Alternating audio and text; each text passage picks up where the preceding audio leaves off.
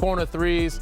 They're just finding guys. So, this is kind of resurgence of other guys. This may not happen throughout the whole season. Yeah. But last night, and I'm sure Luka's going to continue this his first couple games as he gets back in shape and gets his feet wet, he's going to be very passive and looking for guys to get open looks. The only person who was smiling, I think, bigger than Luka last night, I was in the building for the game, was Jackson Hayes. Him eating, just getting fed at the rim to be able to continue to feed off of Luka's passes like that, that's the connection that I think, especially when other moves fell through, people were wondering, okay, how is this going to look? Who's going to be the big man that Luka Doncic is going to go to? And last night it was Jackson Hayes. But there were some fit questions, right, about Austin Reeves, UD, and I know you saw something there. He's smiling too. Austin Reeves is smiling too because he gets to continue to cook. We always wondered about Luka and LeBron getting the ball and how does Austin Reeves play off the basketball. They put the ball in his hands. Luka and LeBron can play off the basketball because they're going to get so much attention that Austin Reeves can go cook and do his thing. And also Gabe Vincent. Gabe Vincent is a guy who they didn't really know what to do with the last couple games. His last 2 games, he's been in double figures. So the others are getting involved, and LeBron James is the best in breathing life into his teammates. They're getting confidence right now. That's going to help in the long run. I think it's going to take some time, right, for these new look Lakers to figure out their gelling, their chemistry. But night one, it showed that Luka and LeBron, they're able to adapt to each other, I think, on the court. The Lakers, they outscored the Jazz by 17 points in the time that they shared the floor together. And the offense, it really stood out. Look how efficient they were during those minutes. Let's take a listen to Luka on playing with LeBron. For me, it's special. I mean, he sees the game in a different way than a lot of people, and his IQ is insane. And just, have 2 guys like that on court, I think it's going to help the whole team out. All right, last night, we're looking at LeBron and Luka, see what they could do together. Every players are going to break down, obviously. You get a pick and roll. Utah, for some reason, was switching this. I don't know why you would do this with Luka Doncic. But this is what he does. He gets you in a one-on-one mismatch situation, gets downhill, draws the attention of the whole team. You see 5 players in the paint. See a guy in the corner. Now, not too many people can make this pass in the game. Luke is one of them. For him, this wasn't a great pass, but he still got it there. Rui, wide open 3, end of the shot clock. Ball back, team. Love that one. Similar situation. Luke gets the ball on the elbow. It's him and Bron now working a 2-man game somewhat. Bron gets underneath. Jordan Clarkson. Bron slipping to the basket, as well gets all 3 or 4 players in the paint. Easy kick out for Rui. Once again, Rui's he's got to love this offense right now for him. He's getting open looks in the corner, uncontested threes, wide open shots. The Lakers offense have had the most efficient run in the team history in the last 6 games here. They've scored 120 points or more and made 50% of their shots in every game in the last recent streak here. So they're playing high and efficient basketball. They have high basketball IQ. Defensively, they're playing at a high level. They're going to keep it going. And yeah, that's something we've only seen really in 2020. So this is something that the Lakers, they're hoping that they can reinvigorate those championship vibes here. But a few days ago, gentlemen, though, we thought it wouldn't just be Luka making his debut for the Lakers. They had agreed to a trade to bring in Mark Williams from Charlotte as well. But as our Shams Charania, who joins us now, reported, that trade, it fizzled out a little bit. There's been new developments in the Williams trade that was rescinded. Shams, what more can you tell us about what's going on between the Hornets and the league? Malika, the Hornets are in contact with the league office to explore disputing the Lakers failing Mark Williams' physical exam. Essentially, the Hornets are questioning the validity of the failed physical exam conducted by the Lakers and weighing potential options to appeal. As we reported over the weekend, the Lakers failed Williams on his physical exam after acquiring him in a trade for Dalton Connect, a first-round pick and a pick swap. And they found multiple issues, from my understanding, in the physical exam not related to his back. So where we stand here are the Hornets and Lakers clearly on opposite ends of where this is all at. The Hornets believe that Williams is healthy, that he has a long career ahead of them, but clearly the Lakers felt like they found something in there that gave them pause, failing the physical and rescinding and nixing the trade. Okay, so then on the Lakers side of all of this, I think the question is, now that the deadline is passed, what other options do they have at center here, Shams? I'm told the Lakers are pursuing multiple big men in the marketplace right now. They know they need some size. Jackson Hayes right now is their only positional center. I would expect the Lakers to move on a potential big man in the next 24 to 48 hours. They are working. Rob Pelinka and that front office are trying to acquire a center. We saw how great Luka Doncic and LeBron James can make Jackson Hayes getting another big man there is of the utmost priority right now for the Lakers. Yeah, and Luka said that that's really the thing that he wants to make sure this roster has. Shams, thank you. We're going to continue to follow this story as the Lakers still hope to add a big here. But our reporter covering the Lakers, Dave McMenamin, joins us now. Dave, fans were filing into the arena an hour and a half before tip-off to see the first ever time Luka Doncic was in this jersey. How was he received by fans? And be more like the Dallas Luka. That's who the Lakers want anyway. Look, it's going to take time, right? And it's clear that Luka is out of shape, and rightfully so, because he's missed almost 2 months of basketball with a calf strain. So it wasn't too much that he could do on the court. And then you got to think about the mental part of it. You getting traded from the Dallas Mavericks. You got so many emotions. The Lakers welcome you with open arms. And he's right. He need this All-Star break to reset. Yeah. In fairness to him. JJ need this All-Star break to reset. You just lost Anthony Davis. Yes, you got back Luka Doncic. So now you have to get back into the lab, which I believe JJ Redick will do, and now build around Luka and see what's going on and see how you can reset. Right. And the great thing about it is most teams that actually care, you know, they come back 2 or 3 days before the All-Star break. They get some practices in. They get their sets in. The Lakers are going to be fine offensively. Right. They still got that void. Maybe Alex Len could fill it a little bit, yeah. But we have to see. Well, and that's the question, right? He made his debut last night, Alex Len did, but clearly there is still an interior presence here that the Los Angeles Lakers are missing, Shams. Their options are limited. Are they done with this roster? Could we see more buyout market moves? Malika, for now, the Lakers are done. This was their move, getting Alex Len, 7-foot big man. They do feel like in time he'll be able to find a spot, find a niche there. He was pretty much in Indianapolis, going to sign with the Pacers before the Lakers started the recruitment of him to get him aboard. They desperately needed size if they're going to go get Alex Len the way they did, waive Christian Wood. They were able to get under the necessary apron, so they're not going to be super in the tax to make this move. So shout out to the front office for doing that. But they clearly need possibly more than just Alex Len and Jackson Hayes. That is the issue for this team. Rob Pelinka said it at that post-trade deadline press conference. They know their center of the future is going to come. They thought it would be Mark Williams. If not, Mark Williams is going to be in the offseason. Hey, Wendy, you remember a guy by the name of Timothy Mozgov? You remember when he came to Cleveland? I sure do. Okay, so my thing is that LeBron James, he has a history of turning water into wine and bringing out the best of players, right? Before we all start judging, and I'm talking about the fans of Alex Len, let's see what LeBron James could do with him, right? Like, let's see. Perk. What? I mean, Timo Mozgov was a lot higher accomplished player than Alex Len. No offense to anybody. I mean, they traded 2 first-round picks to get Timo Mozgov. I got that part, though, Alex Wendy. Len is, a extraneous I got that, player. but let's not knock it until we see more of it because he hasn't played that many minutes as well. That's all I'm saying. I'm not saying he's going to... I'm just defending Timo Mozgov's honor. No, I loved him. That was my teammate. At the end of the day, bad loss. Hayes got hurt. You're down a couple of rotation guys. No Finney-Smith. Vincent, also a big one. But you went 12-3 over your last 15 games. You take that heading into the All-Star. The energy in the building, it really was palpable. As we say hello to our senior writer, Brian Windhorst. Brian, what to you was your biggest takeaway from watching Luka's first night with the Los Angeles Lakers?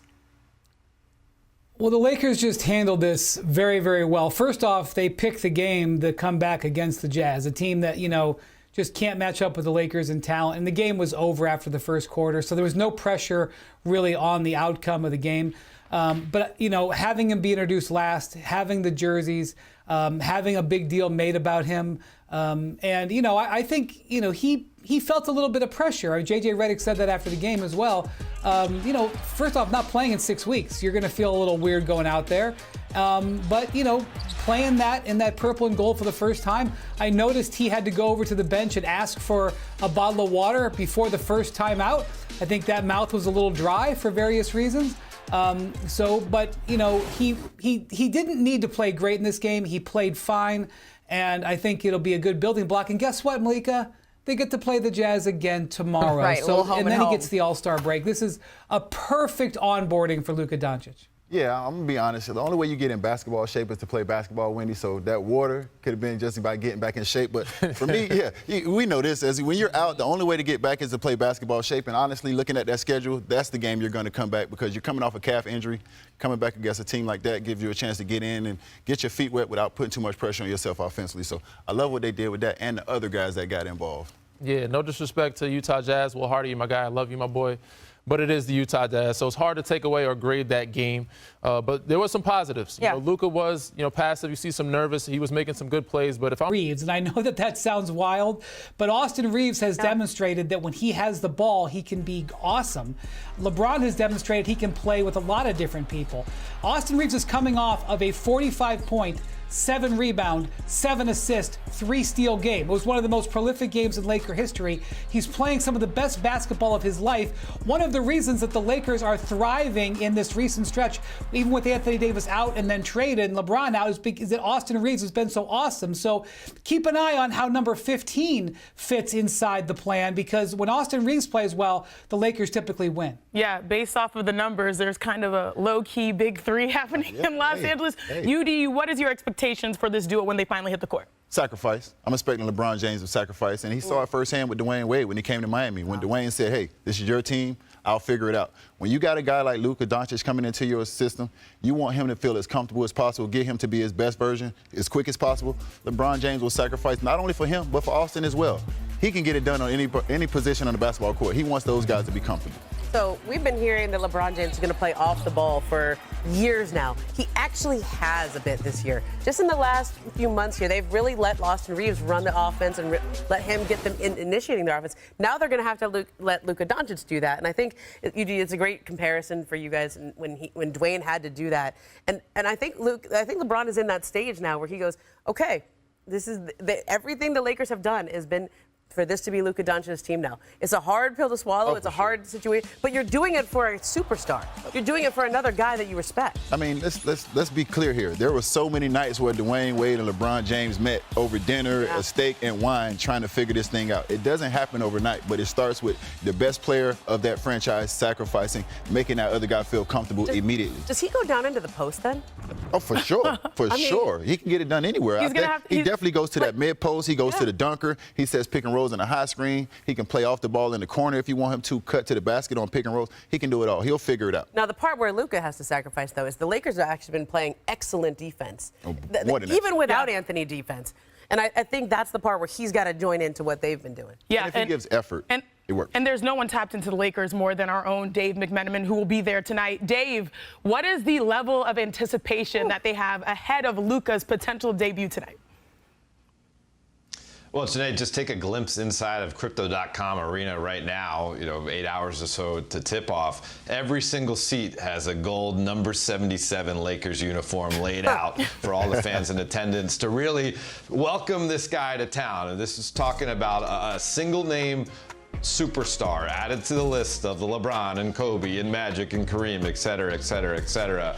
And he gives this team a chance to win now and in the future. Certainly the deal that Rob Pelinka made 39 days before the trade deadline to get Dorian Finney-Smith, that was kind of the first domino to fall, to have this team change its playing style on the fly under head coach J.J. Redick. And we're going to get to see Luka and LeBron. Obviously, they're probable, but everyone's anticipating them being on the court together tonight. Dave, a quick follow-up. You said a Lakers uniform. Is it a T-shirt or is it a uniform? Because if it's uniforms, they really invested in this man. Jersey? Is it a jersey, right? A jersey. I've never heard of a jersey before, but I'm stealing that. I'm stealing that. Now, one potential jersey that is not going to be made, the Lakers trade for center Mark Williams was rescinded on Saturday night due to a failed physical. What more can you tell us about why that didn't happen and what impact that's going to have for the Lakers for the rest of the season? Yeah, I mean, that trade came together late Wednesday night. The trade call was on Thursday, the day of the deadline. And once the Lakers got a chance to look at Williams and evaluate him themselves for the physical process, they just saw things that caused them some concern, and they rescinded the deal. Now, I reported that Luka Doncic was consulted on the move to try to pursue Williams, and he handpicked him from a list of centers that the Lakers could go after. And Luka was explained by the Lakers front office afterwards why they had to rescind the deal from what they saw, and he understood it. And so, this is not necessarily something that any team would want or anticipate. It's a very rare thing to see a trade like this rescinded. A Lakers team source told me that there will be a pathway to find a center. They just have to work to find it.